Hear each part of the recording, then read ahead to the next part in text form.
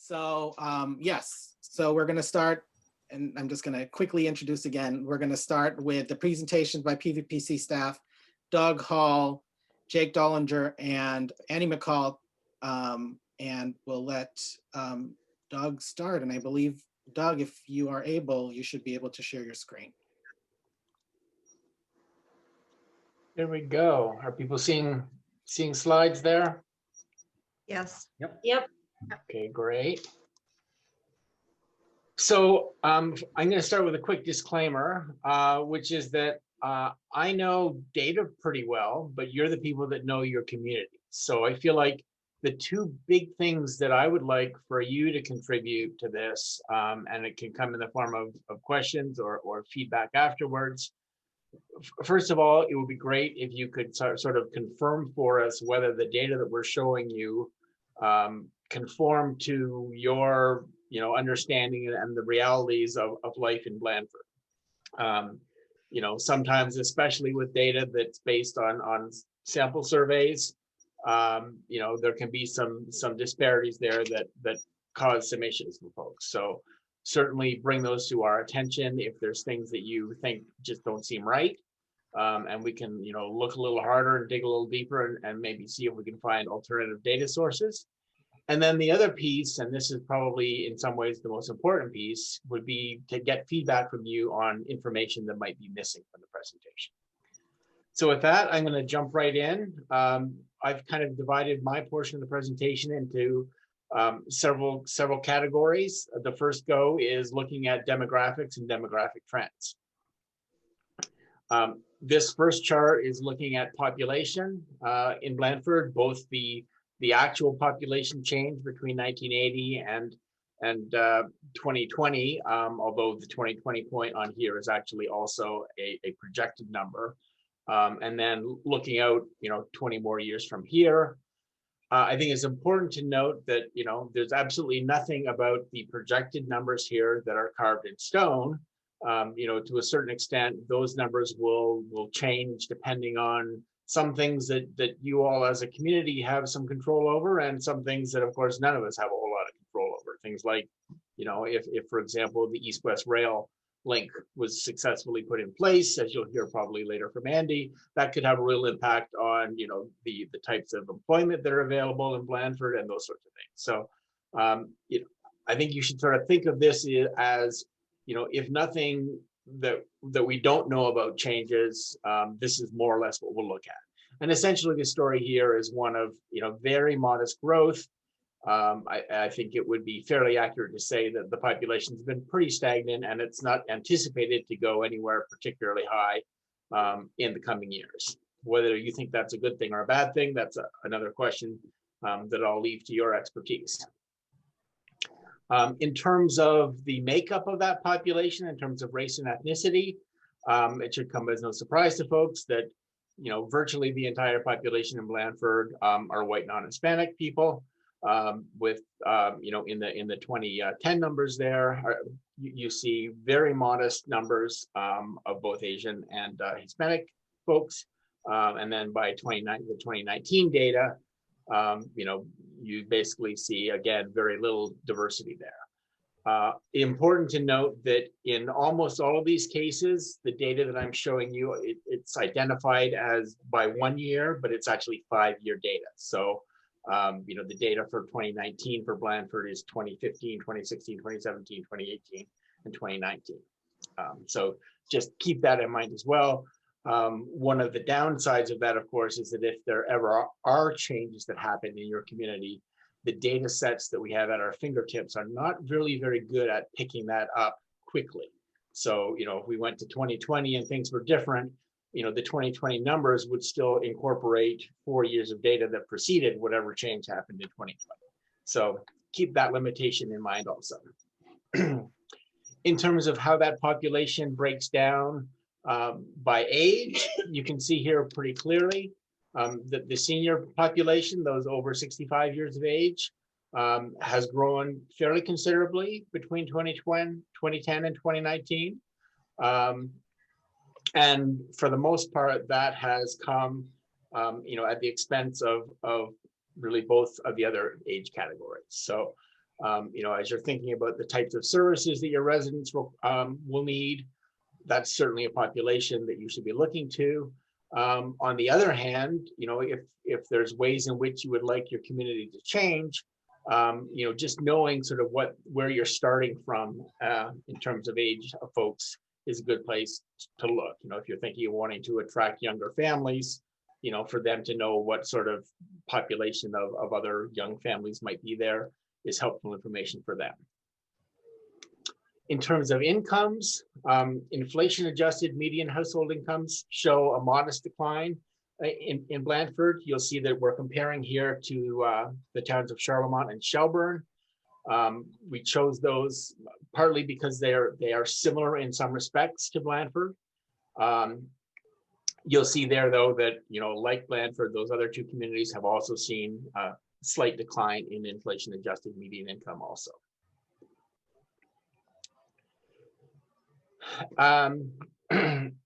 You see here that, oops, sorry about that. The child poverty rates and the overall poverty rates are lower in Blandford than in Charlemont, but apparently a little bit higher than in Otis and Shelburne. The choice of that word apparently there is also an indication of the data that we're working with here. A lot of times when you're comparing across communities or comparing over time, there might be a change that you're seeing in the numbers in front of your face, but because it's based on sample data, there's sort of margins of error there. And so you may not be able to definitively say that, this number is different from that number.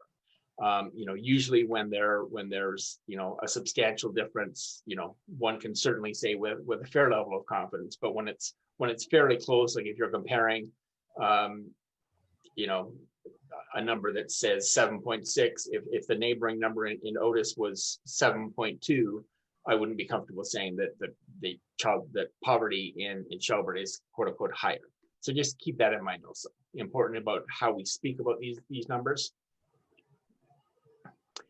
One thing that we see, if you look at Blandford, and here I'm comparing to overall in Hampden County, nearly 4 in 10 households, 37%, have incomes of $100,000 or more, compared to a lower number in Hampden County. I'm happy to do this breakdown that compares across other communities as well, if that's something that interests you, and certainly kind of put a place marker for feedback on the communities we're comparing to, because I'm certainly, if you folks would like to see comparison to, some of your neighboring communities, that sort of thing, that's certainly something that we can do for you as well. Just good to know sort of generally sort of what the incomes are of the families that are living in your communities. Moving into housing here fairly quickly. Hey, Doug, could you just define poverty, what the definition of poverty is?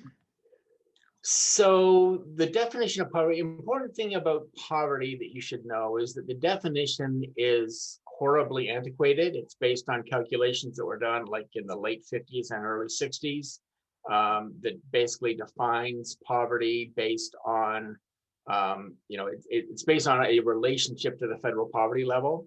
And they determine the federal poverty level by, it's sort of a household basket of goods, some of which, some of the things that people spend money on today are different from the things that they spent money on back in the 60s. So the fact that, childcare, for example, isn't part of that equation, that's kind of a big deal for something that's such a high cost item.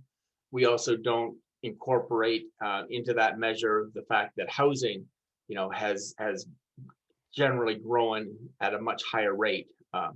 So, for a family of 4, I want to say it's something like 26,000, but I can definitely get those numbers for you, and I can add that to those charts so that you have them as reference points. Okay, and Mary had asked specifically about the child poverty definition.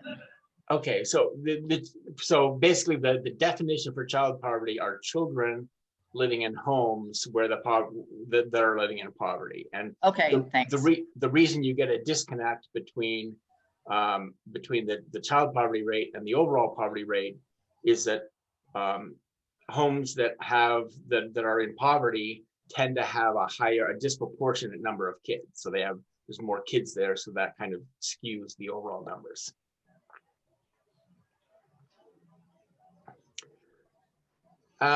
In terms of housing units, we're looking here at the occupancy of housing units and the way that that's changed between 2010 and 2019. You see here not really much growth and really not much change in terms of the distribution of those units and how many of them are occupied or otherwise. You see over on the right, a modest number of units that are sort of for seasonal or recreation use. Again, to the extent that this reflects changes over time, it's probably fairly consistent with what we saw in the population trends. Blandford's overall housing stock continues to consist predominantly of owner-occupied homes, as opposed to renter-occupied homes. Again, that's something that you can think about if you're, trying to change your mix in ways that would attract certain populations or others. And again, there you don't see really any notable change over time. In terms of understanding, what types of homes we're talking about there, here we see a table and a corresponding chart that breaks it down and shows, essentially that single detached homes account for, the vast majority of housing in Blandford, over 97%.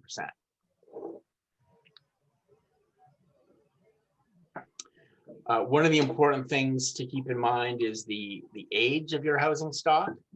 And certainly, I think it's fair to say that Blandford's housing stock, continues to age.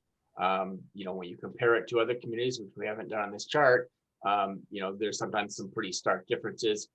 What we see here is that nearly half, 48% of Blandford's housing stock is at least 60 years old. So, that would speak to the continuity of that sort of classic look of homes. But it also suggests that, for younger families, perhaps, or for families that are looking for newer homes, they don't want to deal with the challenges of upkeeping an older home. As you think about things like fuel efficiency, sometimes those older homes don't do so well on that count. So certainly over time, you might consider whether, seeing additional housing stock might be something that you'd like to do. And it might feed into your desires around, what you'd like to see for your population growth. I think, to a certain extent with housing, especially in a state where housing is often in high demand, the mantra around if you build it, they will come. I think there is some truth to that. In terms of some of the missing pieces here, median rent is something that I'd like to plug in there. And actually, I think I might have some slides on that by now as well, but the building permit piece I certainly do not have. And that's something I would appreciate some help from folks there on. There's a federal database that normally includes that information, but it basically comes up empty for Blandford for the last several years. So figuring out how to tap into some of that would be great. The information on, actually, you know what? The reason these data points aren't there is that the data just doesn't exist for Blandford. There's like, in the Pioneer Valley, there's actually, I think there's 3 communities where we come up blank for data on median rent. And so, I'm sure it's a sample size issue that we just don't have adequate data to be able to determine that. One thing that would be good would be if you guys have some sense of, the available stock of affordable housing, that, maybe some alternative measures or some community-based measures that you're familiar with that I'm not, that would be great to be able to include here. Shifting into looking at the overall economy and the business and the industry mix, we have some useful data points. This is looking here at the labor force, and you see here a couple of things that I think are noteworthy. Certainly the fact that the labor force has grown between 2010 essentially and basically up until COVID hit in March of 2020. You see there fairly steady growth. And then of course the bottom fell out, and it, you know, over time since March, since April, I guess, you know, we've seen slight growth there as well. Important to note that there's a relationship between the labor force and the unemployment rate.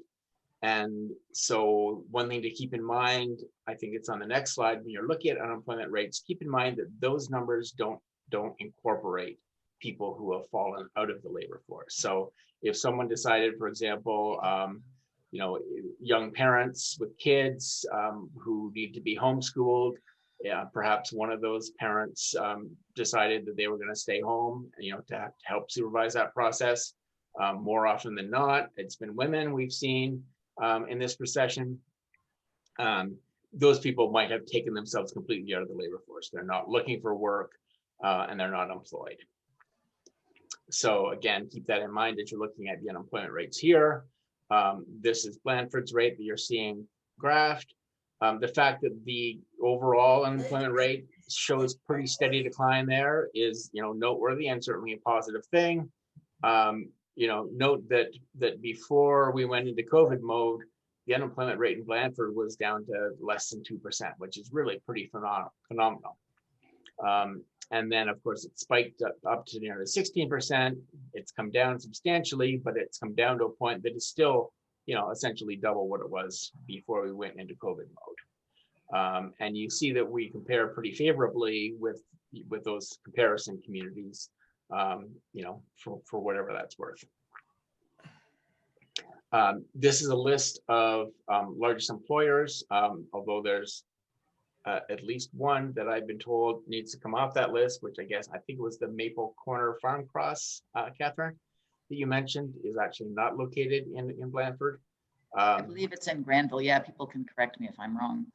Yeah, and you know, I have a slightly longer list that I can include for folks for analysis purposes, but for a presentation, you know, I basically cut this off when we dropped from the 10 to 19 employees to. Excuse me. Got the echo. I forgot to warn Josh. The Blandford ski area also has to come on. Closed. But TJ, part of Maple Corner's trails don't they run across into Blandford? They sort of Ripley straddles the line, but their actual physical business office, the where you eat breakfast, that's in Granville for sure. Correct. I don't think any of the trails are in Blandford, if I'm not mistaken. They have some trees that are tapped in Blandford, but that's it. Okay, so we'll address those two issues. Thank you. And Gateway Regional School District's not in Blandford, but I'm assuming you mean the municipal, the local government itself, or? That ought to be the town hall. Yeah. On Wilson Stage Road. I don't know what the methodology was for collecting these data well enough to speak to sort of what the thought process is.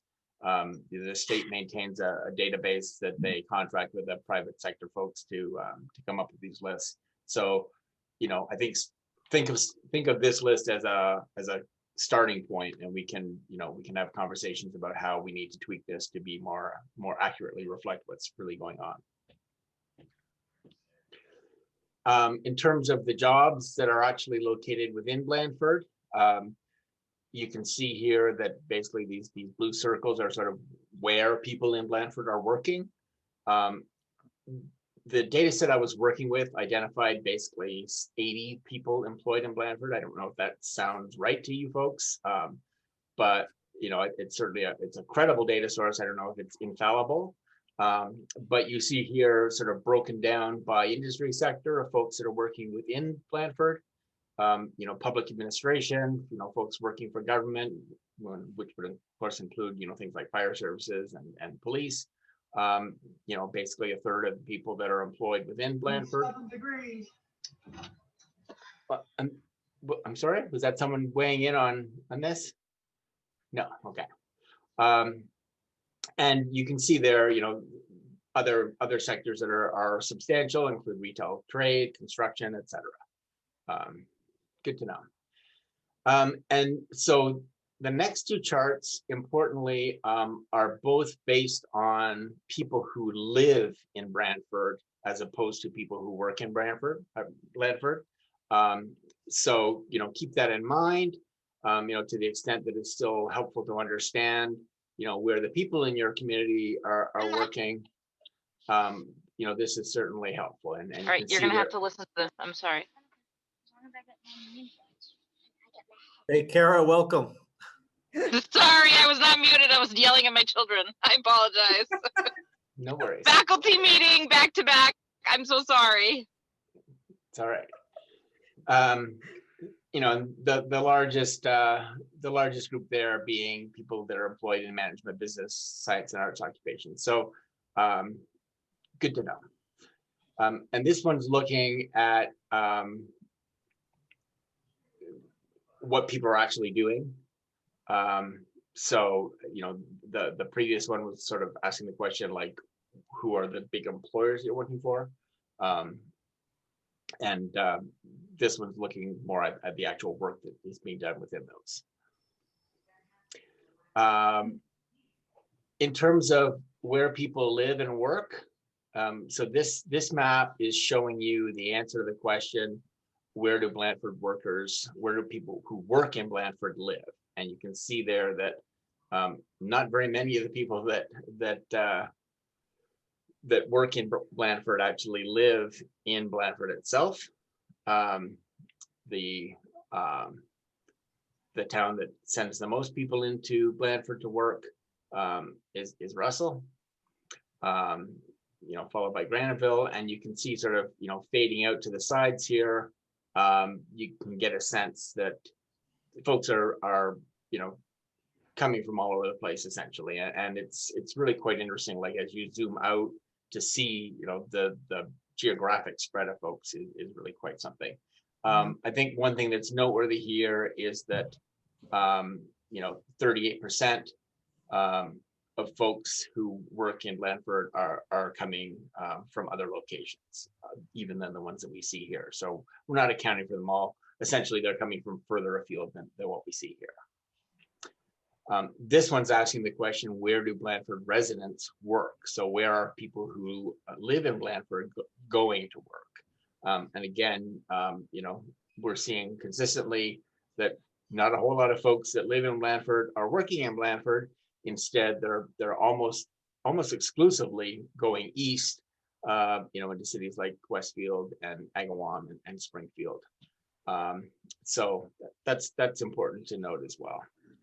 And again, note that even though we have those communities there, over half of people who live in Blandford are going somewhere other than the communities you can see in that table.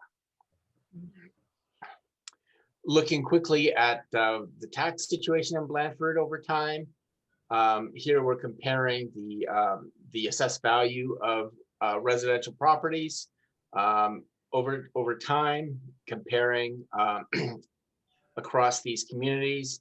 You can see here that the assessed value, relies very heavily, about 82%, on residential properties.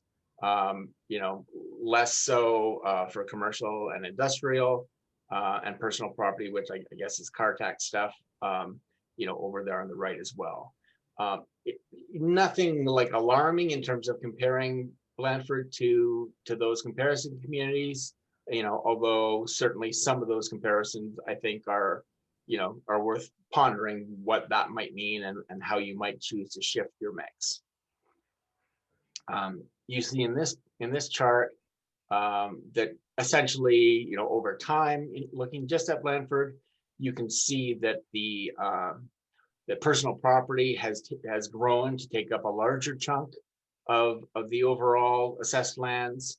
And the other thing to keep in mind as you're looking at these is that because Blandford's tax rate is the same for all of these categories, this type of chart also shows you like actual shift in where your revenues are coming from over time. One measure that we like to look at is sort of a average single family tax level. at your community level. And, you know, you can see here comparing Blandford to these other communities, you know, higher rate than in Otis, but lower than Charlemont and Shelburne, for whatever that's worth. Another way to look at that number, notice that 3988 over there doesn't actually, of course, the 3988 is for 2021. Over here, what I've done is I've stopped looking at the 2019 point. The reason that I've done that is that I've inflation adjusted, and we don't know what is going to happen to inflation going forward. So the simplest way to do it is just to stop at sort of what we do know. The takeaway here is that for the average family, you know, back in 1988, they were paying $957. Now they're paying $37.75. But when you inflation adjust this curve, it basically bounces it up. So, you know, basically $2,000, you know, when expressed in 2019 dollars compared to the $37.75. And so again, the takeaway there is that even when you inflation adjust, you're not going to see, you've seen some growth over time that, you know, is noteworthy. Whether it's, you know, a deal breaker for folks is a different question. One thing to keep in mind is that you're losing some revenues due to tax exempt lands. Basically, you could see that the revenues lost grew over time up until around 2010. And since then, it's actually been, you know, pretty much flatlined, but essentially, you know, it's come down a little bit over time, but not dramatically. So you're in more or less the same ballpark there across the board. It reflects the fact that you have been making some efforts to tap into resources or to reduce, you know, the properties that are exempt from taxation. This is looking at tax rates. And again, think about how those rates feed into, you know, or interact with the question of where what types of property you're assessing for taxation.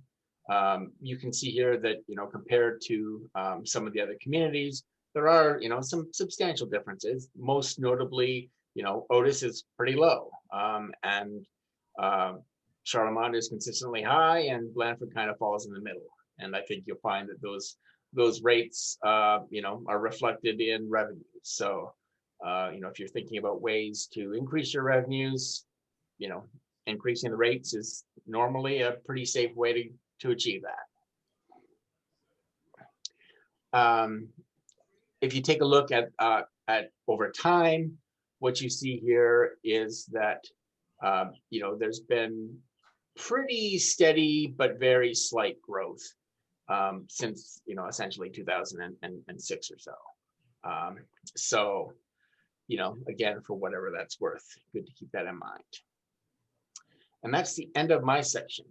And so I guess we're holding questions for now, and I will stop sharing and turn it over to Jake.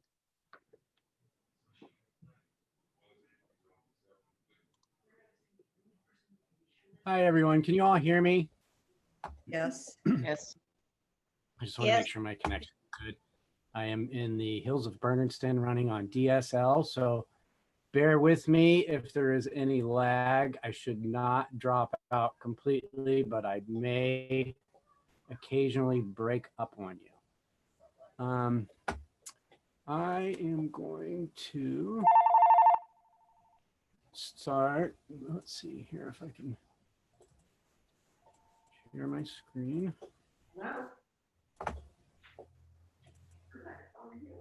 I'm going to start by sharing this PowerPoint screen with you.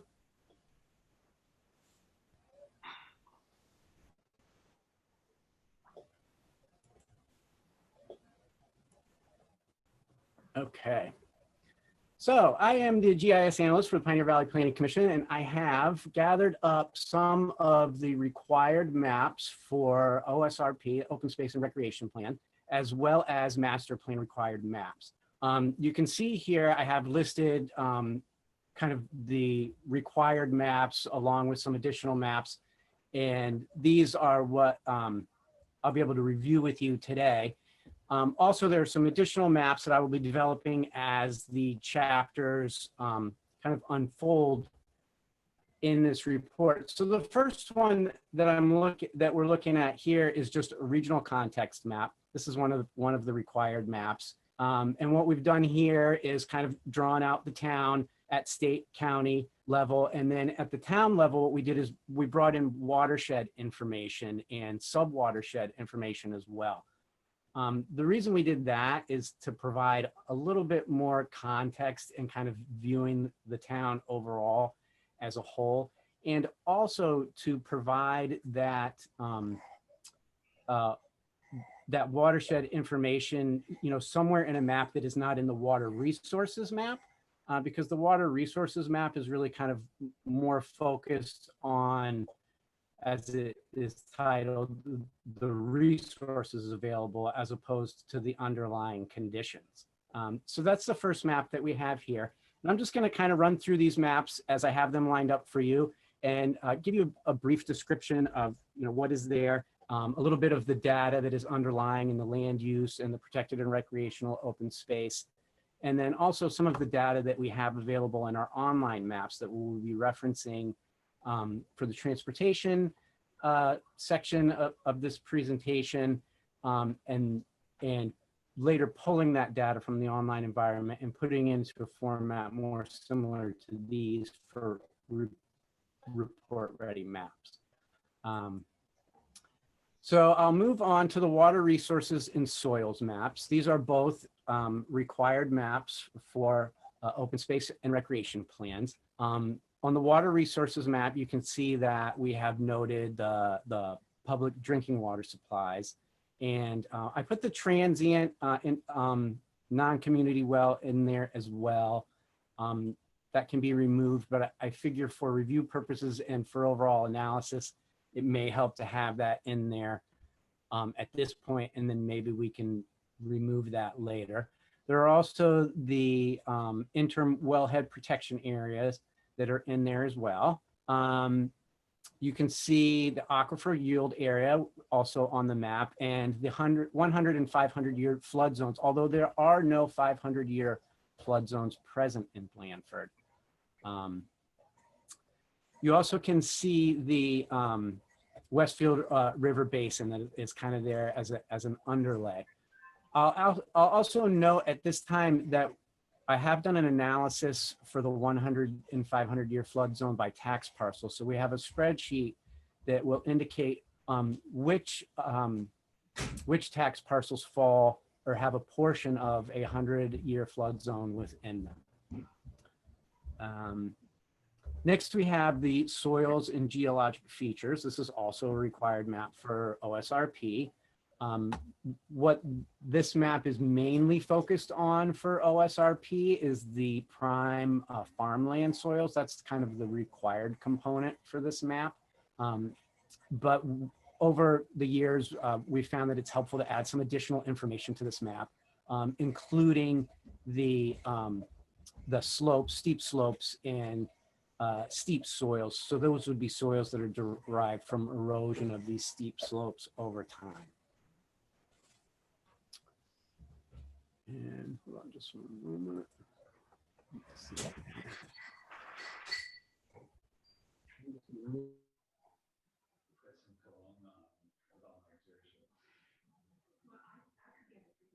Yeah, sorry. Next is the unique environments and resilient lands. These are also additionally required maps for OSRP.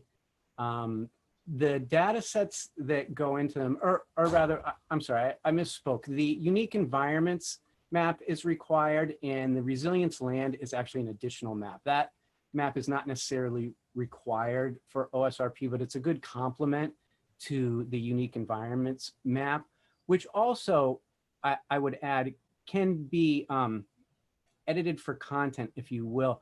The content that you're seeing here on these two maps is content that has been historically asked of me when developing these data sets. I have had other communities not include necessarily all of this biomap data and have their unique environments focus more on local attractions like view sheds or historic locations or recreation areas. So this is a map that has a bit of wiggle room in its requirements for its composition, but I figured we could start here because oftentimes this is what communities are interested in terms of preserving their natural resources. And I would think additionally in Blandford, where I believe a focus on development may be kind of the nature tourism, that indeed these assets would be very important to the community.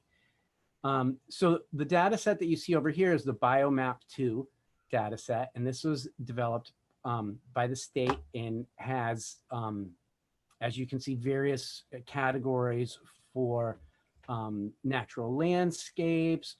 Oh, Jake. Yep. I think we're on a lag. We're not seeing the slide that you're describing. Oh. Can you see my screen? Yeah, we see your screen. We see water resources and soils, the soils maps. Oh, that's really weird. Okay, let me see if I can. Maybe just like reshare, like stop sharing and then reshare. Yep.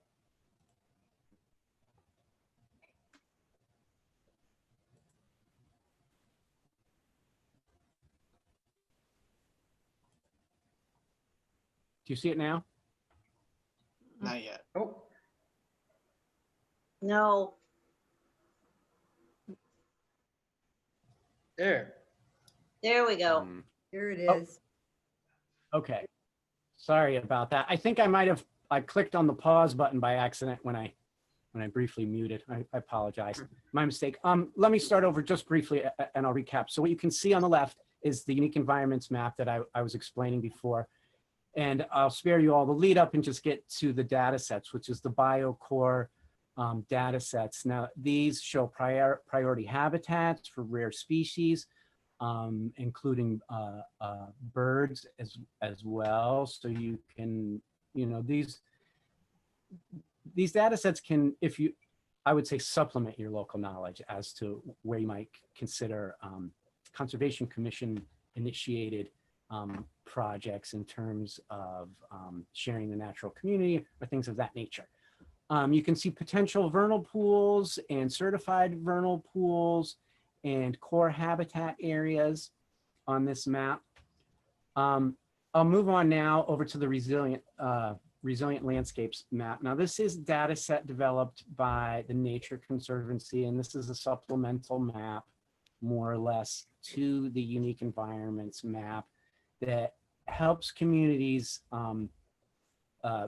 see their natural environment in regards to resiliency to climate change.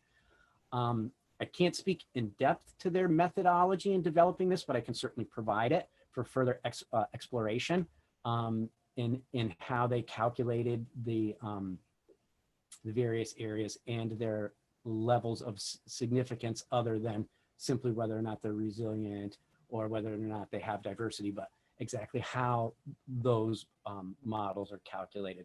And I can provide all that information over to you in written documentation for further exploration.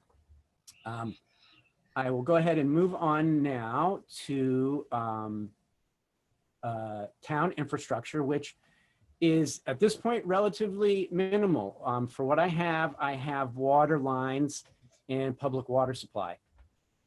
Basically, this is a required map in a master plan. So I think that if we would like to supplement this with additional data sets, that would be a good idea. And I can certainly map those as we go along.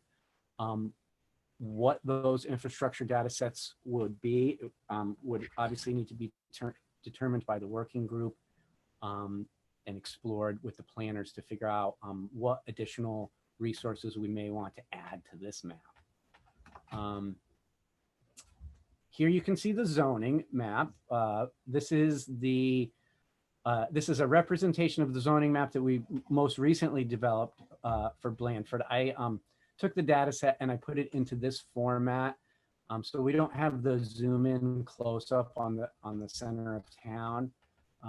that the official zoning map has, but as you can see, we have that here, and that is also additionally a required map for the open space and recreation plan. Let's see. Now we will move on to the land use data. And here I would imagine there will be some questions for me.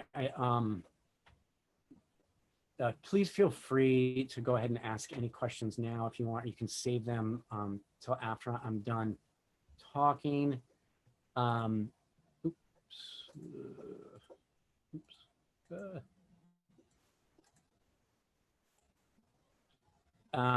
Jay, But let me Jake, just dig right into. So this, yes. it's Mary Cronholm here. Are these maps that you particularly have developed, or are they based on the United States Geographical Survey maps? Do they come into play at all? Where are we getting all of this stuff from, I guess, is what I want to know. Sure.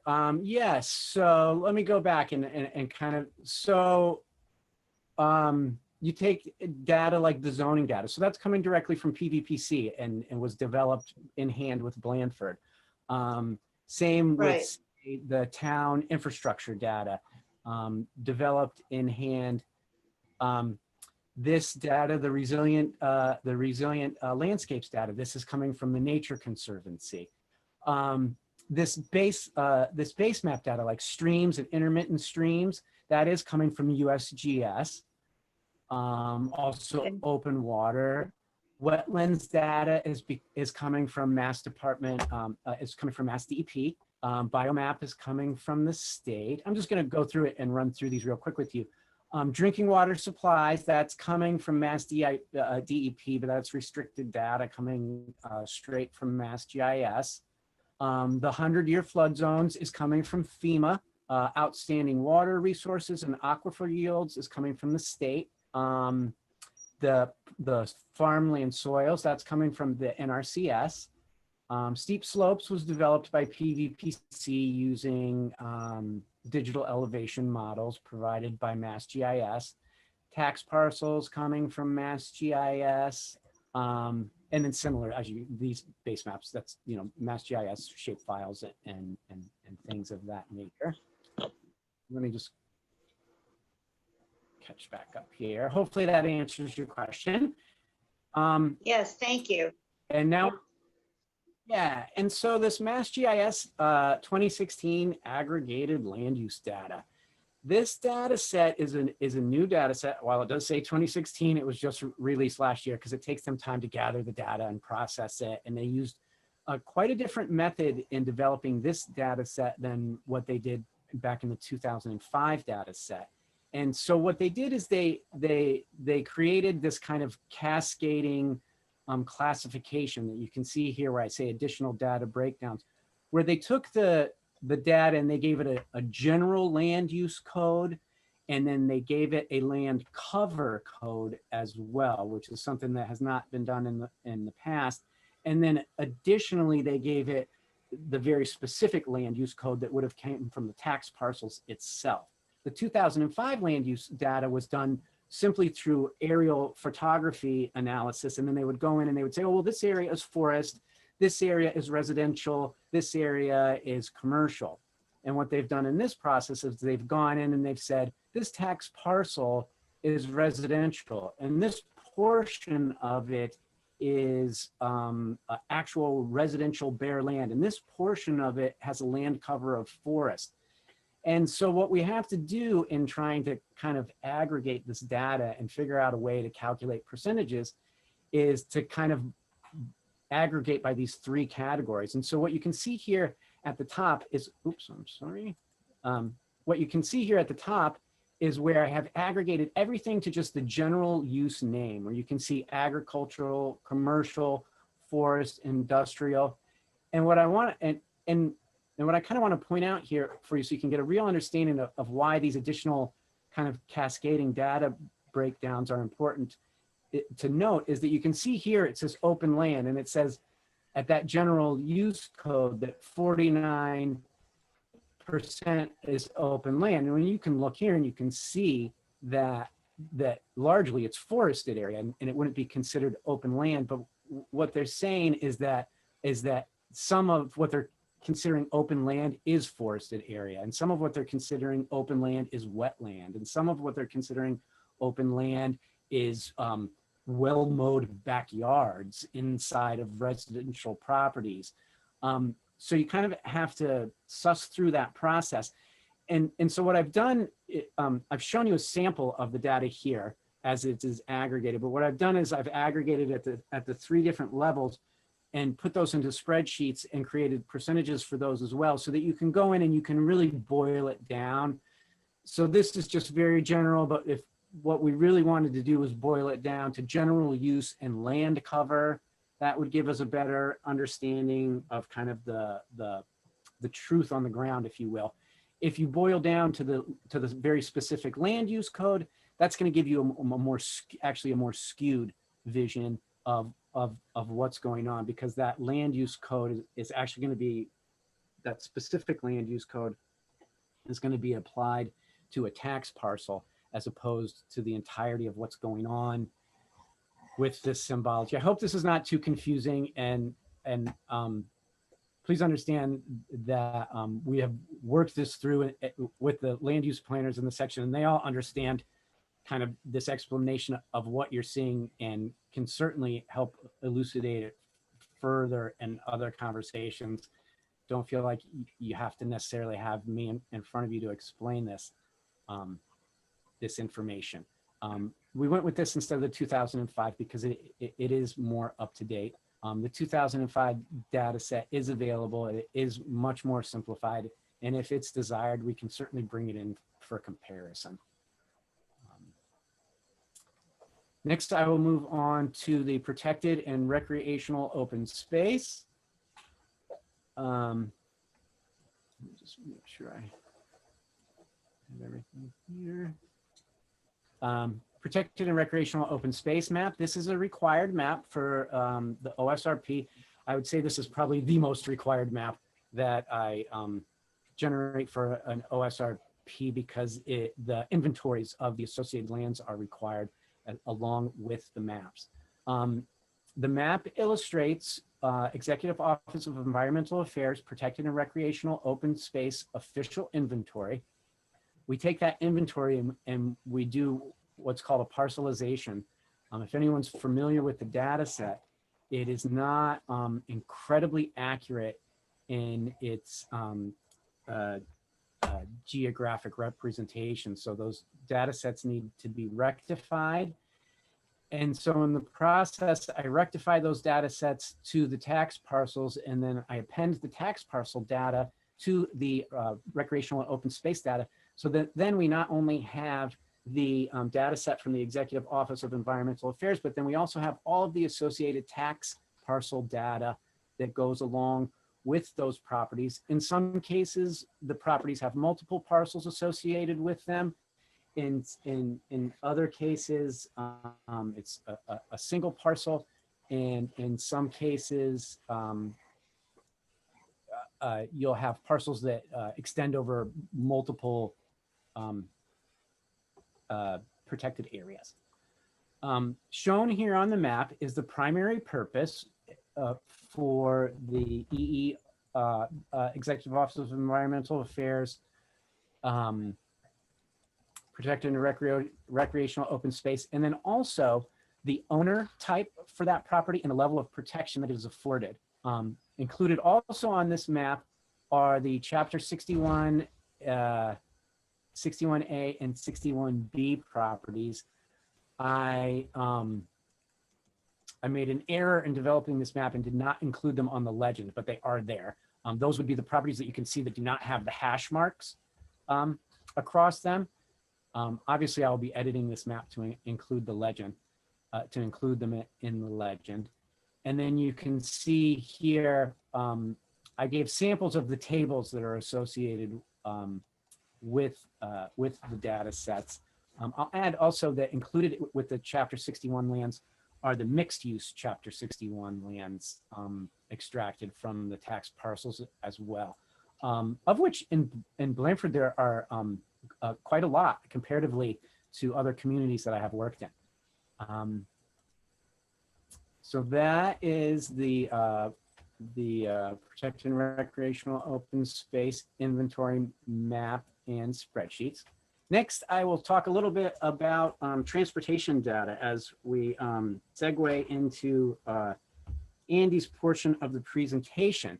It was brought to my attention that the working group would like to focus somewhat on natural landscapes and ecotourism, if you'll excuse the term. And so I thought it relevant to talk about walking and biking. And here I just wanted to give an example of some of the work that we're already doing in the community in collaboration with Healthy Hampshire. And I'm sure some of you may have worked on this as well, in developing walking routes and supplemental information in Blandford to encourage healthy living. But this could also help to encourage tourism, handed out at a general store and promoting tourism in that way. So along those lines, now let me see if I can switch over here. I'm going to stop this share and I'm going to move over and share another screen if I can. Just 1 minute. Share this screen. Can you all see this this screen? This is an online map that we have displaying some of the data sets that I gathered up to help inform the community about walkability and bikeability based off of what the state has developed in their analyses and also MAPC. So the first thing that I would point out, being a Hilltown resident myself, is that there's no local knowledge really being put into these analyses. They're remote analyses and should be digested as such. But the first that we're seeing is the MassDOT potential for everyday biking. They performed an analysis that was actually a raster analysis that took in surrounding elements other than just the road conditions. And then they calculated the data gathered to give an indication of the potential for everyday biking. So that would be both recreational and say commuting or things of that nature. And you can see that they did pull some data in here in your area, and they largely have it kind of with the lowest rating, with 9 being the lowest and 1 being the highest. But the fact that it shows up at all is a good indication, because you can see there are many roads that did not show up at all in the analysis because they didn't meet the bare requirements. So you can see actually a pretty decent corridor illustrated here. Additionally, to this, we have the walk utility score. This is a data set that was developed statewide by MAPC, and this serves to analyze the walkability of a municipality. And you can see here that zoomed out, it shows these scores here.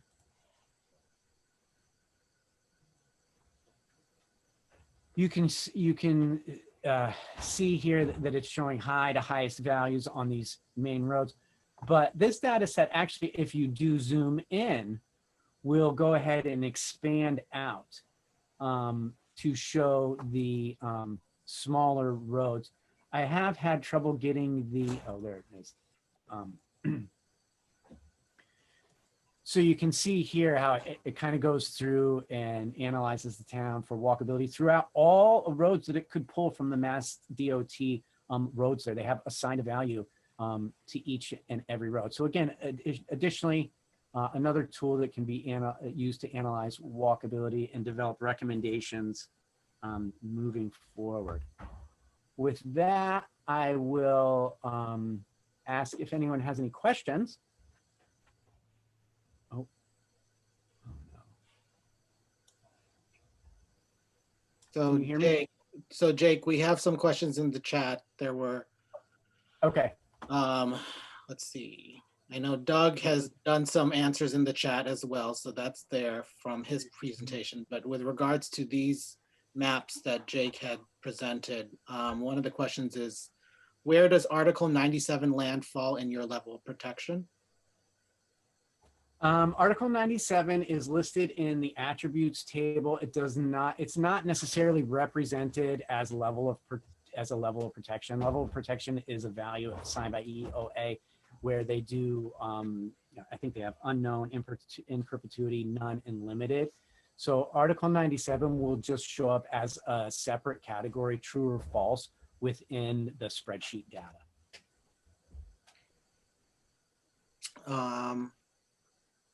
And we'll work with you, Jake, with regards to an internet overlay that I think could be helpful for the town infrastructure map, as the town has identified that. So we will work through that. Are these maps going to be available and duplicated for us? Yeah, good. Yes. Yes, of course. Yes, we can make them available in PDF for download. I can send out Dropbox links. They go onto the website.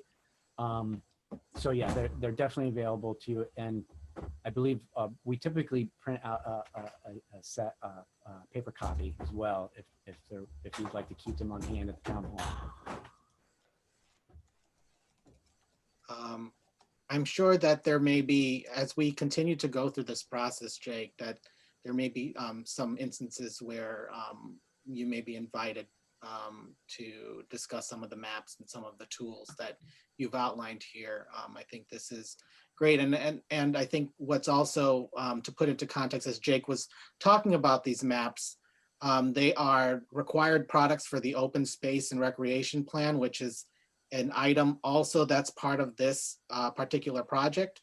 However, as I'll be drafting the natural resources section of the master plan, that those maps will be intertwined, and the conversations will be similar in both ways. I don't know if, Jake, there was anything additional with regards to transportation, or if Andy had some additional slides or discussion points. I'm going to take that as far as one other thing I just wanted to point out real quick, Andy, before I hand over the torch to you, is that there are additional maps obviously to come with the other sections. And I wanted to point out the one additional OSRP map that is not included here because we simply can't do it. And it's actually very important, which is the action plan map. Again, that oftentimes has a different composition depending on the community. So that's one that we'll really craft together and will really represent your needs as a community, as well as your vision for the display of that information. Thanks, and with Jake. that, I'll hand it over to Andy. Thanks, Andy. Okay, thanks. I'm Andy McCall. I'm a senior transportation planner with the Pioneer Valley Planning Commission. Okay, let's see here. So I'm going to move a little bit quicker here. I know we're running out of time for presentations. So basically, when we look at transportation assets, we're looking at those features in town. Andy, I just want to interrupt for a sec. Don't rush. We want to hear what you have to say. Okay. I'll still do it slightly quick, but anyways, so transportation assets, what are those features we'll be looking at in the municipality? We'll identify deficiencies with those features. And then obviously working with the committee, we're gonna identify those goals on how to either resolve these deficiencies or move infrastructure in the right direction to make sure it supports Blandford long-term. So the items we're gonna look at here are the roadway, so the roadway network, the pavement, critical infrastructure, crash experience, some other resources. Jake touched on several already, and then other things that you feel should be included in this plan that we don't either have access to or don't have data for at the current time. So in regards to roadway, The network itself, non-interstate miles are roughly 78. As you all are aware, there's roughly 8.5 miles of interstate, basically split in Blandford in half. Blandford is responsible for 65 miles of roadway, and that's roughly 83% of those roadway miles, not including the interstate. Additionally, I'm basically pulling the interstate out here. Obviously, it does impact your municipality in some way, but when we're analyzing deficiencies and things like that, Blandford really doesn't have any control over the interstate. So it doesn't make sense to include, we'll include it, but as a separate line item. So federal aid eligible roadway miles are around 20. And then of all the roadway miles, 55 of those are not eligible. So 55 of the 78 are not eligible for federal funding, which means Blandford either has to pull the money out of their own pocket or identify other sources or grants to improve those roadways. In 2020, the Pioneer Valley Planning Commission completed a pavement management report for the town of Blandford. Basically, we went out, we surveyed all paved roads. And then we have a software. Again, we can share the report if you haven't seen it yet. We input all the data and it churns it all and comes up with what's called an overall condition index score. And basically, we use that to then we input a budget. So I believe we used just Blandford's Chapter 90 budget, and it puts out basically a plan of how the town of Blandford can maintain or hopefully improve your overall condition index. So if you look at this quick chart here, roughly 50% of the roads in Blandford are considered good or better condition. 27% are considered fair, 13% are considered poor, and 11% of the roads are considered failed. Basically, the pavement management report is going to tell the town that you need to keep your good roads good first. I know it seems a little backwards, but basically it's much more affordable for a town to keep a road in good condition rather than taking a failed road and bringing it to good condition. So for the same investment, you can keep all your good roads good rather than trying to bring one failed road up to a good standard. It does lay out a plan for improving those roads and does a forecast. So I feel this is a decent starting point for Blandford to improve on. When we look at critical infrastructure in Blandford, we're talking about bridges and culverts. Currently, we identified 24 structures. These include long span bridges, short spans, which is any bridge under 20 feet, as well as culverts. 4 of those bridges are on the interstate. So technically, we're looking at 20 bridges. 12 of those bridges are considered in good condition. 9 of those are in fair. The 4 interstate bridges fall within the fair category, and 3 structures are considered poor. We call them structurally deficient, which means there's potential for failures of one of the 3 major elements of the structure itself.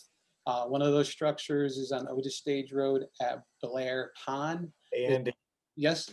Just so you're aware, we did recently complete through the small bridge grant, the bridges on Otis Stage Road and Gore Road. Oh, fantastic. Okay. That's great news, because that was where I was going to go with this. So you just stole all my thunder. So that was the point. The 2 local roads are not eligible for federal aid. And I was going to inform the town that you would have to go through the small bridge and culvert program, but good job for being ahead of me. I'll make sure I update that. So that's good. Good job in Blandford for that. So that means the 1 culvert that is considered poor is a state under state jurisdiction. So for the crash experience, the Pioneer Valley Planning Commission, as part of our safety analysis, every 3 years updates what we call the safety compass, and we do this for each of our 43 municipalities. What I'm going to do is take this and actually pull out all of the interstate data. The reason I'm doing that is because they're currently in the 3-year study period, this is 2015, 16, and 17, we identified 190 crashes. Of those, 144 were actually on the interstate. So I don't believe that actually, tells, the right story about Blandford. So we're looking at roughly, that would be 46 crashes over 3 years. So I'm going to, for the master plan, I will pull out the data just for the non-interstate. There was 3 fatalities, two of them were on the interstate. The one that was not on the interstate was on Route 23, closer to Otis, and that included a non-motorized vehicle, so it was basically a pedestrian fatality. Other than that, like I said, we'll make this cleaner and make sure it tells the story that we need to tell to identify deficiencies. The one thing I would like to point out right away that stands out is on Route 23, the Otis Stage portion. I believe it's near Beach Hill Road. There's this, oops, sorry about that. There's a curve in the road here, and there are 5 crashes on that curve. So we'll definitely do a little deeper dig into that location to see if there's some, affordable solutions. It could be some signage or something like that that could be put on the road. And again, that's a state maintained road, so any recommendations would have to be implemented by the state. Moving ahead, so Jake briefly talked about the pedestrian and bicycle networks. We need to do some more work on this, particularly work with our other partners once we get kind of like the ideas and concepts down for where hiking trails and things like that are being proposed or improved and trailheads. Obviously there's not a significant amount of sidewalks in Blandford right now. So obviously working with those layers that Jake presented, we will come up with a recommendation on how to increase the walkability of the town of Blandford, and obviously, cycling. I noticed the first map that Jake showed there for the cycling part of it. It looks like that only included the roadways maintained by the state. So we may be able to do something, especially if there's specific roads that the town's interested in, doing some analysis on. We may be able to do some expanded analysis on the cycling element, and then connectivity. Just basically a question for the committee. East-West rail is a big topic for PVPC. MassDOT just completed a study on East-West rail, and there's a big push for expanding rail. So technically, if there's a station in Westfield, that's really about 10 to 15 minutes from the center of Blandford. So do we want to look at including a section on East-West rail and its impact on the town of Blandford? Additionally, I put turnpike access in here. As you all are aware, MassDOT completed an exit study that recommended 3 locations as potentials if they ever considered putting one in. 2 of those locations were in Blandford. So I'm not making a recommendation on this. I just felt it was appropriate to include a small segment in the transportation section, just basically saying this study was completed, just to, identify that it was done. And so that's really, like I said, a brief overview. And then, so I just want to open it up for any questions. What are we missing? And then the question from there is, do we have access to the data, or can we get the data in some way? And then with that, I'll give it back to Ken, I guess. Yeah, thanks, Andy. Unless anyone has any questions, I think this, TJ, you may be raising your hand. TJ, you have to unmute.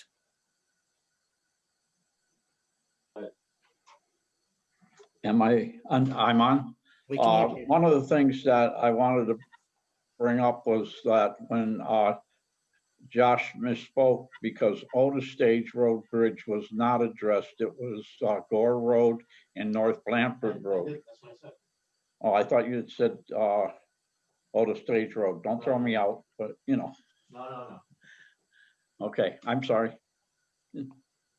I'll mute me. Thanks, TJ. Yeah, I think that there's going to be plenty of opportunity to address some of these maps as this will be posted online. We'll also provide the slides that were presented today, as well as some of the initial draft maps that will be used both for the open space and recreation plan and the master plan. Those will be posted to the website. So I think as you find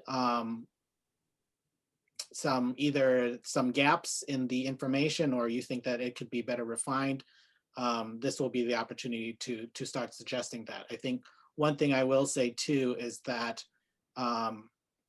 as you'll be seeing Catherine and I, as well as other PVPC staff, and in the chat, you've already identified some additional things that we may want to include. And I've taken note of that, and we'll make sure to address that for what a final product will look like. So there is multiple opportunity to engage with us, and we just want to ensure that you should all feel comfortable to either send us an email or send Josh an email and he'll send it to us. But continue to do so, and our staff are ready to assist. I have one question in the area of transportation. I don't know if it fits or not, but right now we're developing a senior transportation program to take people to, doctors and grocery shopping and whatever. And I don't know if that would be something that would be included in the transportation or if that's a separate issue. No, that can definitely be included. We need a little different, or if you could provide us with some information on that. Who are you, partnering up with other communities or an agency? No, right now we have a donated car that it was donated by one of our seniors, and we're using that car to transport people who aren't driving any longer. And our service is starting to expand because more and more of our seniors are not able to drive. And as you all know, it's a hard thing to live in the country and not be able to get downtown. So we are hopeful at some point in time to get monies through a grant or whatever to get a really handicapped vehicle. But right now we're using a donated SUV. And so I don't know if it fits. No, it's perfect, Judy. This is absolutely the kind of thing that we want to get into in terms of understanding what's missing and then making recommendations. This is perfect. But unfortunately, we went a little over our budget, so we need to move on to this visioning because the visioning is coming up and we don't have another meeting planned. Okay. We're no, it's great. We really appreciate it.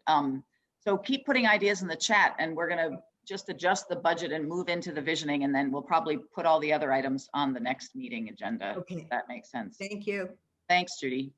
Judith. The other thing I want to just bring up briefly on the east-west rail, Chester has been pushing really hard to get their station opened up again at some point and have people use that from the Albany Pittsfield sector on down. So you're probably aware of that, but I just wanted to mention it. Yeah, absolutely.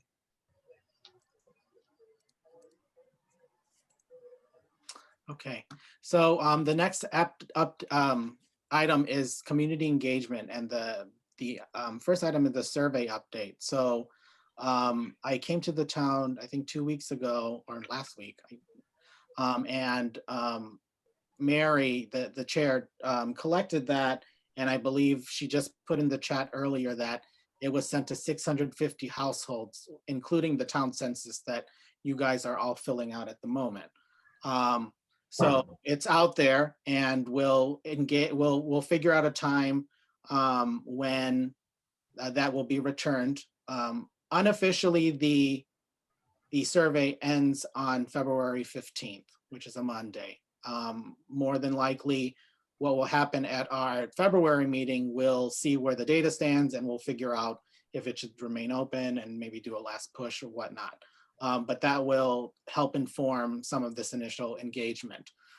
Additionally, I looked at our survey software, and we had 10 online surveys that were submitted to date. So that is there. Keep pushing it. I provided Josh the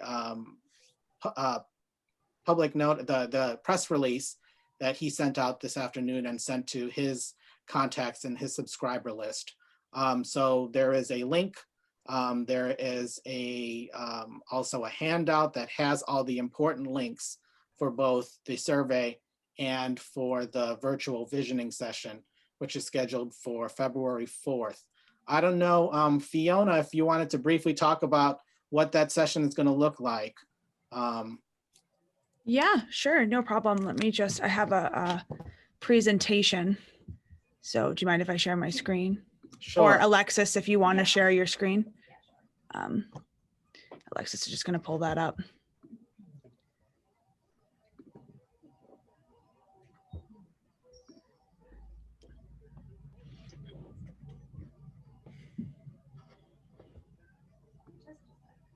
So just 1 second.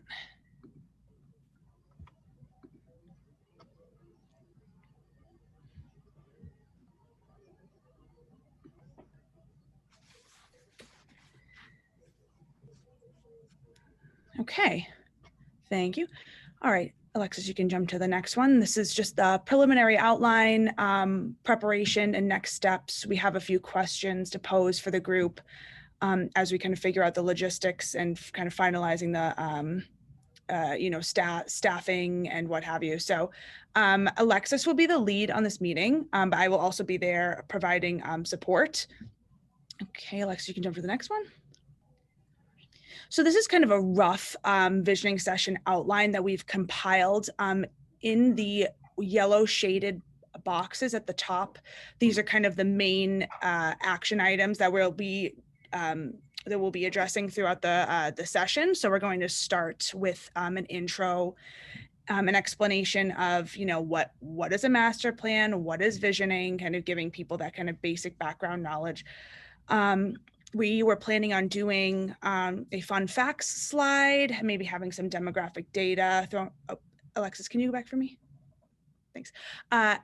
Demographic data slide, so I might connect with Doug and maybe see what we can do there in terms of information sharing. Also kind of giving folks a summary of outreach that's been conducted thus far, and just obviously like a general introduction to who we are, chapter captains and the folks who will be driving this process.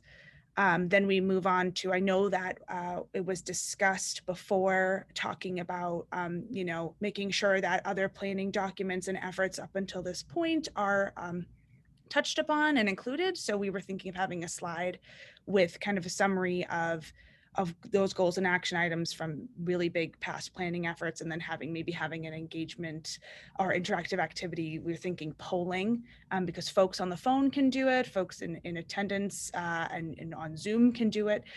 It's just a fun way to kind of, make sure that we obviously are paying attention to moving forward and progressing in the long-term future vision, but also, reminding folks that a lot of these past plans have been compiled, and maybe there's some overlap of those goals and action items that have already been discussed and considered in the past. So I'm thinking of doing something like that, and then continuing on. And our process generally, when it comes to visioning, is we like to use a SWOT analysis, which is a strengths, weaknesses, opportunities, and threats approach. For those who don't know, and we were thinking of doing, based on how many folks will attend, doing breakout sessions with potentially chapter captains or willing volunteers. It doesn't have to be the chapter captains, but I just put that for the time being. And during the breakout sessions, we were going to use a interactive tool. It's called Padlet. It's very simple. It's basically like a vision board, And whoever is monitoring the discussion in their individual breakout group will update Padlet with ideas and populate that as we go through and continue the discussion. And we'll also, obviously our team will provide instructions and maybe have a test run with folks who will be breakout group hosts beforehand. So, figure out all the kinks and go through any like technical issues that people may have, but we're trying to keep it simple and straightforward and easy as possible and user friendly for folks. And then we will recap and reconvene to go over kind of the main takeaways and key themes that each breakout group had, and see, where there was similarities, where there were differences, major disagreements, major agreements, what definitely needs to be in this plan, what needs to be in the vision statement, absolutely, what we can maybe not consider. And then, of course, giving folks the opportunity to stay engaged, keeping them updated on the process, and including links and ways to keep in the know. So I realize that I just threw a lot at you all. I know that I know that we're kind of coming to the end of the meeting, so brushed through that kind of quick. But does anybody have any questions thus far about this process, or maybe any suggestions? One thing I'm thinking is that maybe the Resilient Master Plan committee members would be substituted for the chapter captains, because we haven't really developed the chapter captains very, very far. I don't know what Josh and Mary and Joanne, what you think of that, but. What was the question, Catherine, to discuss? It was just, how this highlights the chapter captains as being for the breakout group designations. I was wondering if maybe we substitute members of the Resilient Master Plan Committee because we haven't really developed the chapter captains very far. I don't know how many of them are I mean, if there are some that are working with the staff, that would be great, but I'm thinking maybe we could ask people right now or over the next week if anybody wants to volunteer for that role. Do we have? I know Margaret and Judith wanted to be involved with senior discussion and the transportation. One thing that I want to say, and I just want to, first of all, introduce myself. I am Alexis. Fiona had me on one of the early slides, but one of the things that we want to make sure we consider when we ask committee members or volunteers to run one of these breakout groups is that they are comfortable with technology. Padlet is very user-friendly and easy to use. Sorry, just one second. Can you mute just for the echo? But the only thing is that Padlet, which I'm going to show you in a second, would require that the person has Zoom open and Padlet open on their computer. So it's just one person per breakout group that we would be asking to take notes on Padlet. So I want to give you a little bit of context about how we would normally do a SWOT in a meeting in person. Normally we would be broken into groups. If it's a very large group or if it's small, we might stay together as a large group, but we would have posters that literally say strengths, weaknesses, opportunities, threats, and we engage in a discussion about what people think fits into each of those categories for your community. And I'll come back to this in just a moment. That was just a sample of a fun fact sheet, so you can kind of get an idea of what we're talking about. So like I said, in person, normally you would be doing this on posters, but we don't have that benefit. So we're trying to find a way to still have all the notes in one place that people can see after when we're done discussing. So what Padlet does, and this is just a picture, I'm going to show you the website in a minute, but the only people who would have a link to this Padlet are the people that have pre-worked with us on how to use it and whatnot. And so I just want to show you how it works. Can you still see my screen, or are you looking at the presentation, or? Okay, all right. So I'm going to stop sharing for just a moment, and I'm going to just switch to this. So this is now online. So here's what would happen if you were one of the people leading a breakout group, leading the discussion, and you'd have a script and everything. Say if you are in group one, you, as your group is going, would literally take notes in here. Can you all see me typing? Okay, so that's how it works. So that's why we would need to make sure that whoever is going to volunteer, that you feel comfortable, and you don't need a login or anything to do this. I can even put the link in the chat for this particular thing right now if you want to give it a test, and kind of see what your comfort level is. So let me just, so again, this link would not go out to the public. It would just be for the people who've pre-volunteered to run the group, and they're using it to take their notes. So whoever is running group one, you whatever your group says about strengths, put in there, then you hop down to weaknesses, and you put it there, and so on and so forth. At the same time, group two is doing the same thing on theirs, and group three, and then group four. And so what happens at the end is that we can then screen share and show all of the notes, and you can kind of, when there's a lot of typing, it won't do it now, but you can click and it'll expand a box for us to look at. So it's just a way to have all of the notes from each group in one place to come back to for that larger discussion Fiona was talking about. Alexis, I think that the PVPC staff can take on the Padlet responsibilities, and then we can ask the Resilient Master Plan Committee members to be more of the breakout, so they don't have to try to do two things. All right. Okay, even better. That settles that. So then I guess that gives a little more freedom for who wants to kind of volunteer. Unless anybody wants to do this Padlet, but if any of you want to, but otherwise we have enough staff to fill that role. Oh, perfect. That's great. I was going to ask, so do you want us to assign chapter captains? Was that the question earlier, Catherine? Yeah, I'm just not sure. Just when I saw the names of chapter captains, I wasn't sure that we had them identified, but we can take care of that in the next 2 weeks. It's not important right now. Let's keep going. Okay, sure. Yeah. So just the other thing that I wanted to point out, Fiona had also talked about how kind of as just the first slide, we like to do a kind of a fun facts about your community. And, you know, we can obviously do our own research on some of it, but a lot of it comes from things that the community knows. So this is an example of one that we did for the town of Westwood. And it's just, you know, for a fun introductory slide. Sometimes we do multiple slides if there's a lot of fun facts. And so if you could just kind of think about what sorts of fun facts about Blandford that, you know, little trivia bits that you think would be interesting to have on the slideshow. So again, we can handle kind of like basic overview of the research, but you know, for example, this fact right here, how many homeowners who have lived in Westwood fewer than 10 years, that's easy enough for us to look up. But these little historic things are really interesting, and we think that members of the community would be able to tell us. So when we get to the end of the slide, we'll tell you when, if you could get that to, I'm not sure how you've decided to filter information. I assume through Ken. Am I right? And then Ken can send it to us so we can start making a visual. But I just wanted to give an example of that.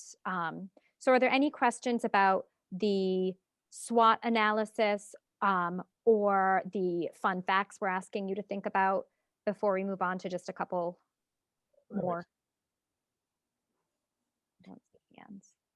Okay, all right. Okay, so we talked about that. Oops, I keep doing that by accident.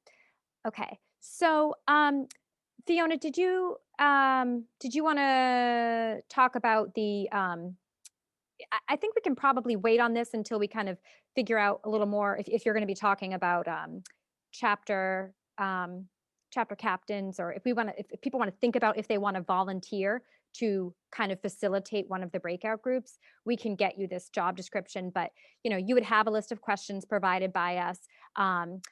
Catherine pointed out that you wouldn't need to worry about Padlet because PVPC will handle that. That's great. And then you'll just be leading the discussion. So think about if this interests you, if you're feeling brave. Fiona, was there anything else you wanted to say about that, or? Yeah, this is basically just kind of a sample short description just for reference for folks. You know, we try and keep it simple and just give you kind of like the main things that you need. You know, this is the goal. This is, you know, what you'll be doing in a couple sentences. You know, this is the materials we provided to you. You know, we give some example questions, but, you know, once we finalize who the folks will be, who will be kind of leading the discussions, you know, we will follow up with these materials to you. So yeah, we can iron out those details and then send this along. This is just kind of a snapshot just to give people a sense. You know, it's nothing crazy. We're trying to keep it simple and you know, make it easy for folks. And so, you know, just kind of having like a streamlined list like this, just for folks to view. So that was the goal of this. But yeah, again, you know, we'll follow up with more detail later once we figure out if it's which members are going to help us out. So great. That's great. Thanks. All right. So just to Sure. So, okay, so just in terms of next steps, I think we've basically touched upon some of the details that we need to iron out, as I just mentioned. You know, volunteers and staff members, and you know which group, who's going to be in group 1, group 2, group 3, and group 4 for the breakout sessions, and role assignments, and then once we kind of figure that information out, we can do a test run with all of the volunteers for, you know, before the big visioning session, so we can figure out a date and time and those logistics. And as I just mentioned, our firm will provide all of the volunteers and other staff members with job descriptions and a breakout slide to have, you know, if needed, and any of the links. And also, you know, send your fun facts by the 31st, ideally, you know, send those to Ken and then or Catherine, and they can forward that information to us. So that this is just kind of a yeah, kind of like the 4 key things that we'll probably need to figure out. And we're more than happy to coordinate that with Catherine and Ken, and anybody who's interested. I will leave my email in the chat for folks, so anyone can connect with me as well. But yeah, so that's so this is basically the follow-up items that we'll need between now and ideally the 31st. And I don't know if Catherine, Ken, you want to figure out if we can talk offline and then kind of report back, or whatever you think is best. And let's just do a show of hands right now. If anybody's feeling like they really are excited about this and they want to participate, can you go back to the gallery view so we can see everybody? Does anybody feel excited about volunteering at this point? Me. Woohoo. All right. Anybody else? All right, we got one. Anybody else? Otherwise, we have our interns and we have a lot of staff working on the project, so we can fill the role, but we'd love to have, if anybody changes your mind the next couple of days. But you're all planning to be there, right? Is everybody going to be there? Yeah. And if you all bring 5 people, we will have 50 people, or you know, like 45 people. So if you all bring 10 people, then we'll have enough people. So if you could all take on the responsibility of making sure that 10 people that you know come to the meeting, which means they turn on their computers at 6 o'clock, that would be fantastic, because obviously we're doing a lot of outreach, but it's really, you're the people that are going to bring the people to the meetings. And this is one of your core functions, serving on the Resilient Master Plan Committee, is making sure that people participate. And if we don't have, you know, a representative group of people developing the vision for your future, then it's going to be the vision of you people, which maybe that's what you want, and that'll be great. And you can hog the visioning, but hopefully you want to bring in the whole community, and so that would be fantastic. And I chatted Nicole, but I think Nicole had to go. But we have our 2 Westfield State college students, Amber and Taryn, are willing to work with young people to help make videos to make it kind of fun and engaging. So if any of you have children or know people who are high school, middle school, but adept with technology, you can let me know, because Amber and Taryn would like to work with them on outreach and engagement, just as a fun way to get more other different voices. Because we know you wanted to make sure that you had both young people and people who are older engaged. What's the date of the visioning again? 4th of February. It's 2 weeks from tonight. February 4? Yep. Yes. What time? 6 to 8. And I know Judith is concerned about seniors not having computers, and Kara had asked about internet access. So I was just thinking, you know, Josh, and I don't know, we haven't really talked about this. And also I recognize that it's 4:38 and I think we said we were going to end at 4:30, but hopefully you still had from 3 to 5 in your brain. So I want to acknowledge that. But I was thinking, I didn't know if it would make sense if there was any possibility of having a large municipal build, you know, the town hall or where that big room is, if we put up a big screen or projected onto a screen and said, you know, 10 people, if you really don't have internet access at home, you can sign up in advance and come and watch the screen. I don't know if that's something you would consider, if that's. So Catherine, anything at this point would be possible as long as we share some sort of strategy or plan with our member of the Board of Health. Yeah. Just to make sure that whatever our plan is, that we have whatever safety measures in place. So Judith, if that seems like a solution, I'll be happy to talk with you about that tomorrow and follow that process to see if that's a possibility. Mary, what do you think about that? I defer to the chair if she's listening. Mary, are you there? I'm here. I'm here. Yes, I have to unmute and get out of chat and all that stuff. I'm sorry. What was the question? Well, Catherine was asking, you know, there was a question around concern of seniors not having adequate access or any access to internet. So whether or not we can host something at town hall for those that don't. So what I told Catherine was, it would be possible as long as we have a viable plan shared with the Board of Health that maintains safety measures. Yes. The thing I would be concerned about is the weather, and our seniors may or may not want to drive. Particularly at night. Right. We'll have the especially I know Pamela ride out would probably bring Sumner if that's in the cards, but yeah, that's tricky. That's tricky. We might be able to pick people up, Mary, with our car if they wanted to come down.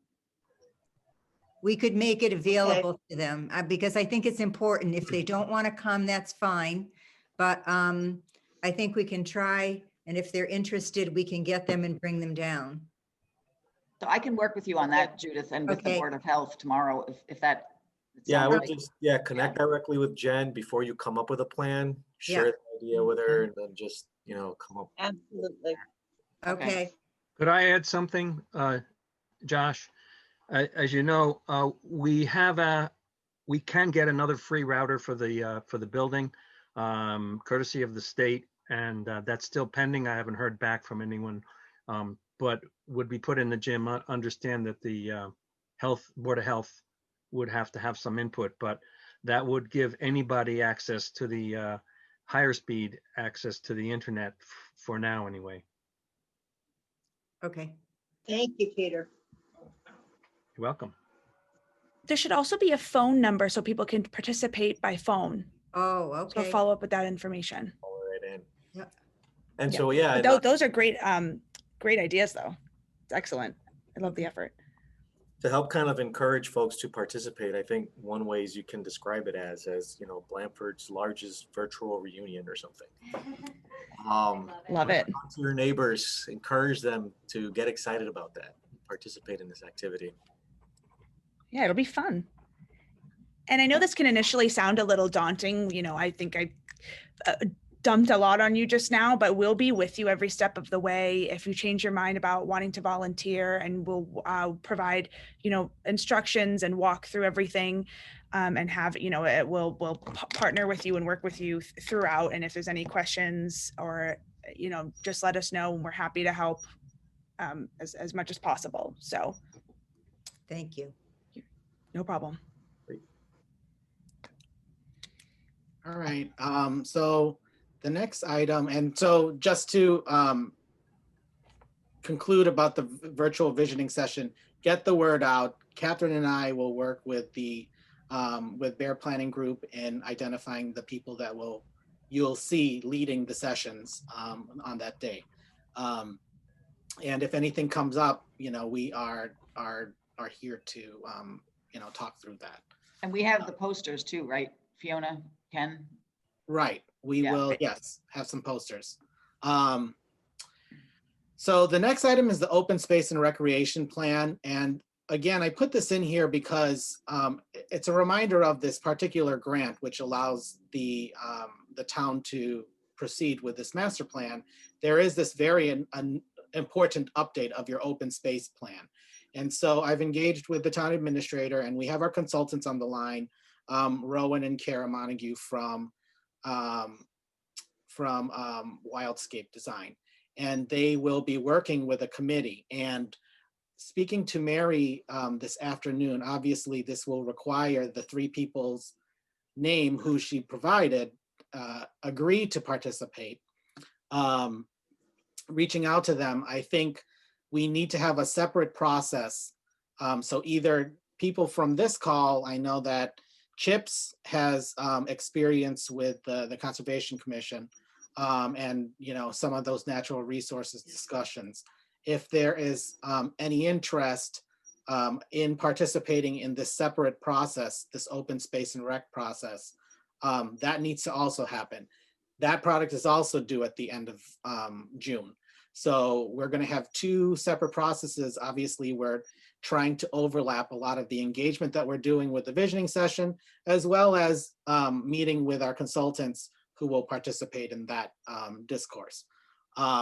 So I encourage you to either let Josh know that you want to participate in that, but I will reach out to these three names that Mary had provided to start that ball rolling, because we need to get started on that aspect of this product that is due by the end of June.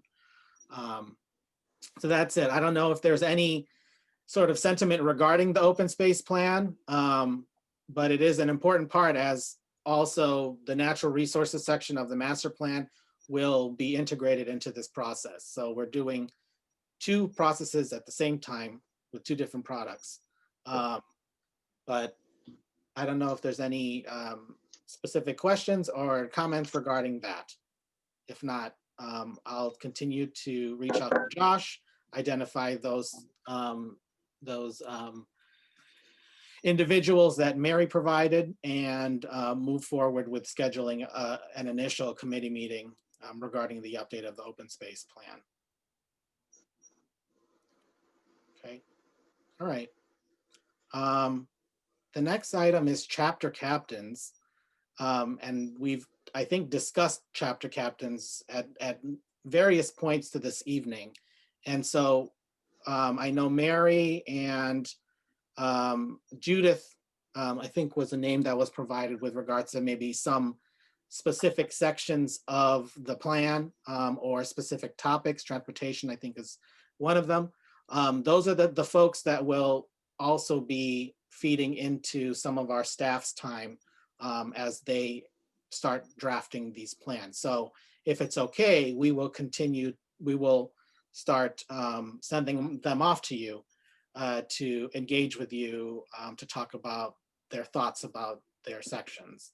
I know that our historical and cultural resources planner already reached out to Mary, who is going to be the chapter captain for that section, that element of the master plan. So I encourage you, if there's other people in town that you have identified or that you can continue to identify that would want to participate in this, please let us know. In the interest of time, we had review of goals and strategies from past planning documents on this agenda. And that was to look at the document that our intern Amber prepared, and that is posted to the Blandford Master Plan Project website. And her synthesis of the various community plans that have been done for the town and the goals and strategies that have been identified throughout time. I think one of the big plans as we work with other communities on master plans that we rely on are your open space plans and with the absence of a master plan, the open space plan and the community development plan. And so those are there. I think if anything, as we wanted to have some sort of structured discussion today, we won't, but I think those are, if you could review those documents and look at the also the community documents that are there. They're all linked, they're all available on the website, but those you would be able to see the goals and strategies that will be very important as Fiona and Alexis, when we are working on the visioning session, those are the types of ideas that will be coming to mind. So to keep that in mind. I don't know, Catherine, if you wanted to add anything with regards to that. Oh, that's great. Great. You want us all to review it? Is that the ask? Yeah, it's an exercise that you should take to the visioning session, but to keep in the back of your head when you're engaging with either staff or at the visioning session or our other consultants. Okay. As we'll be defining these things and moving them into a master plan document or even the open space plan document. And it's also just good for you to see that, what the goals are for the town right now, because presumably we're going to carry them all in unless you say, no, this doesn't make any sense. This is from an old plan and it's already done. Okay. And the next item is next steps. The next step is to attend the community visioning session. Bring 10 people. And bring 10 people. If you're interested in participating, reach out to myself, Josh, or Catherine, and let us know if you want to do some of the technology things or if we can also assist with finding a place for you to participate in either motivating or supporting the people that you're bringing to help engage in this process. Yeah, I think just the biggest thing, Ken, is trying to figure out the supplemental plan for those that want to participate but can't because they don't have the means, considering Blandford's, situation with connection. So we'll work on that. But if everybody, I'm sure there's 50 people who have computers and internet access, and if all 50 of them turn on, that'll be great. All right. And I'll follow up with the phone information as well for folks. And get your fun facts in by the 31st. Yeah, speak with both Mary and Chips. I'm sure they can give you a couple of fun facts. Even TJ and. Awesome. Blandford produced 30% of the cheese in the country, 1900. Whoa. Wow. I love it. We'll come up with a bunch of interesting facts. There you go. Yep. We're the highest point on the turnpike between here and South Dakota. Right. Wow. That's cool. That's really cool trivia. Thought that was in Beckett. Well, we kind of use from time to time. Thanks, Bob. Yes, it moved. Well, thank you all for your time. Just to let everybody know, everyone that's participating from Blandford, just to remind you that your participation here contributes to our match for the grant. So as we continue to proceed forward, anytime you can provide in these meetings, in these chapter captain meetings and the visioning strategy, we record that time so that we can report that match to the Commonwealth of Massachusetts through this grant program. So please continue to stay engaged in any which way possible. And for other members that are on this committee that are not here today, I'll speak with them also, but if you're chatting with them, remind them. So just wanted to share that piece. Thanks, Josh. You got it. So Mary, I guess if there's nothing else, you can close out the meeting. The next meeting is the 18th of February. but we'll see you Okay, on the next meeting. 4th. February. Thank you, everybody, for coming, and all the additional consultants, and Andy and Doug and Jake for their supporting documents. That's tremendous. Thank you.